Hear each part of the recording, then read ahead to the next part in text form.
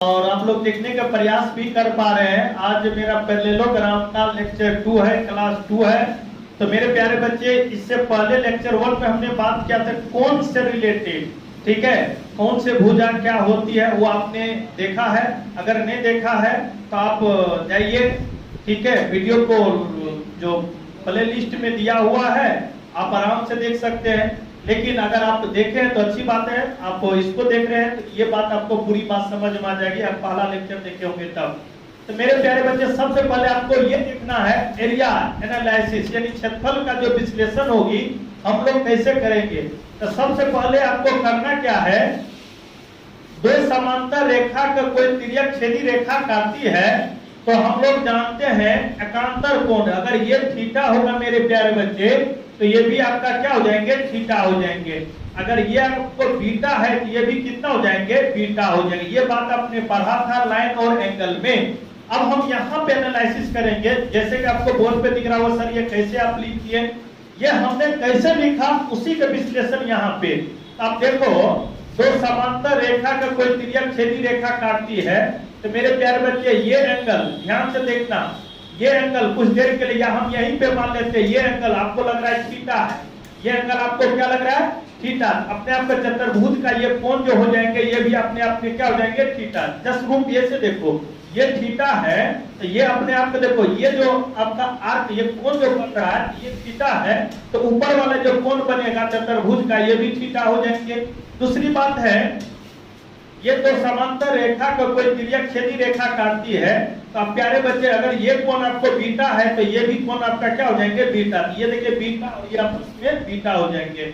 अगर मैं अल्फा की बात करूं यहीं से, आप ध्यान देना, अगर ये अल्फा कोण है मेरे प्यारे बच्चे, ये अगर मान अल्फा है तो दो समांतर रेखा कोई तिर्यक छेदी रेखा काटती है, ये भी अल्फा हो जाएंगे। तो ये अल्फा हो जाएंगे। अच्छा, बीटा के बारे में कहा, ये बीटा तो ये बीटा।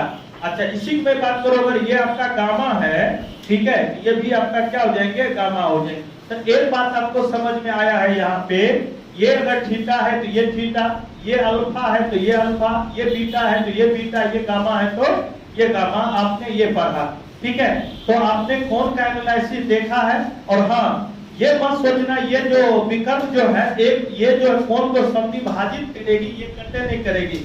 समद्विभाजित का मतलब ये हुआ, ये कोण जैसे विकर्ण आपका मान लेते हैं AC है और विकर्ण आपका ये BD है, तो क्या ये कोण अगर 60 डिग्री होगा तो क्या ये विकर्ण दोनों को 30-30 में काटेगा? नहीं, ये ऐसा लॉजिक इसमें नहीं है।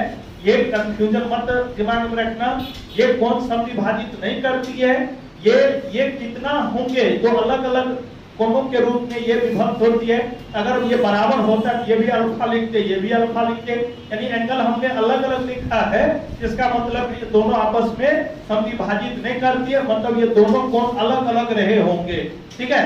अच्छा, सर्वांग का मतलब वह हरेक अंग आपस में समान हो जाए। तो ये हमने कहा था त्रिभुज AOB सर्वांग COD।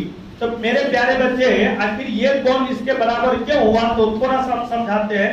ये एकांतर कोण से कोण के बारे में आप जान गए, तो यहाँ पे भी आप देख सकते हो वो चीज हमने क्या बताया। देखिए, तो सबसे पहले आपको ये पता करना है, मान लेते यहीं पे एनालिसिस करेंगे, ठीक है, और यहीं पे एनालिसिस करेंगे। तो ये कोण आपको जितना है, देखिए यहाँ पे फिगर से आपको समझ में आ जाएगी।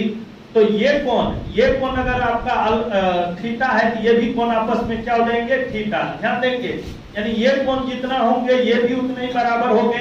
दूसरी बात है मेरे प्यारे बच्चे, अगर ये बीटा है तो ये भी आपका क्या हो जाएंगे, बीटा हो जाएंगे। तो मतलब ये कोण जितना, ये जो त्रिभुज है इसका कोण ये इसके बराबर, इसका कोण ये इसके बराबर, और ये शीर्षाभिमुख कोण से आपस में बराबर हो गए।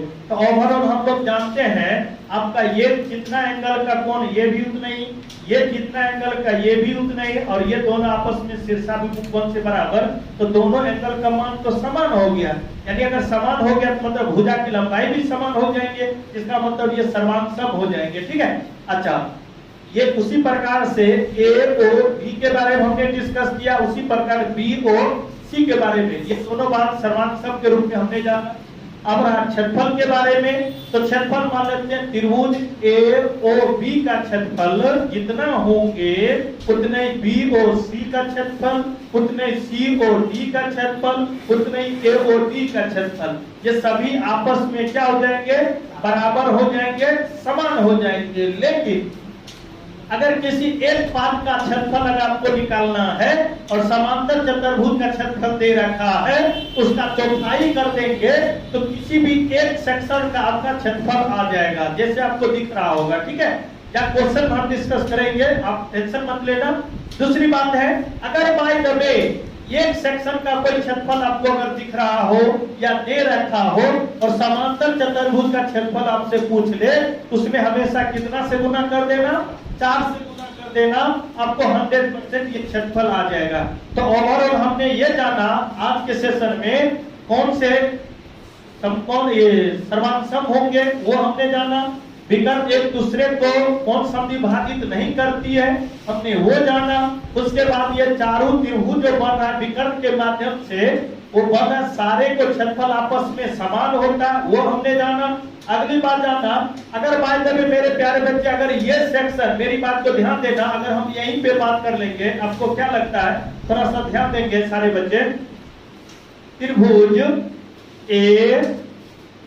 ABD का क्षेत्रफल, ठीक है, अगर ABD का क्षेत्रफल यानी ABD का क्षेत्रफल जितना होगा उसमें अगर हम दोगुना कर देंगे, या हम कह सकते हैं त्रिभुज, ठीक है, ये BDC का क्षेत्रफल, ये दोनों आपस में बराबर हो जाएंगे, लेकिन समांतर चतुर्भुज का आधा हो जाएंगे। तो समांतर चतुर्भुज ABCD का क्षेत्रफल है और बट्टा 2 कर देंगे तो यहां से भी आपका मान आ जाएंगे। या समांतर चतुर्भुज का अगर क्षेत्रफल है और त्रिभुज का क्षेत्रफल अगर आपको निकालने के लिए कहे तो हम कह सकते समांतर चतुर्भुज ABCD का क्षेत्रफल निकालना है तो त्रिभुज ABD का क्षेत्रफल और उसमें 2 से गुना कर देना, ठीक है, या त्रिभुज A या BDC, त्रिभुज BDC का क्षेत्रफल गुणित 2। कहने का मतलब ये हुआ, आप अगर समांतर चतुर्भुज का क्षेत्रफल दे रखा है तो त्रिभुज का क्षेत्रफल निकाल सकते हो, अगर त्रिभुज का क्षेत्रफल दे रखा है तो समांतर चतुर्भुज का क्षेत्रफल निकाल सकते हो।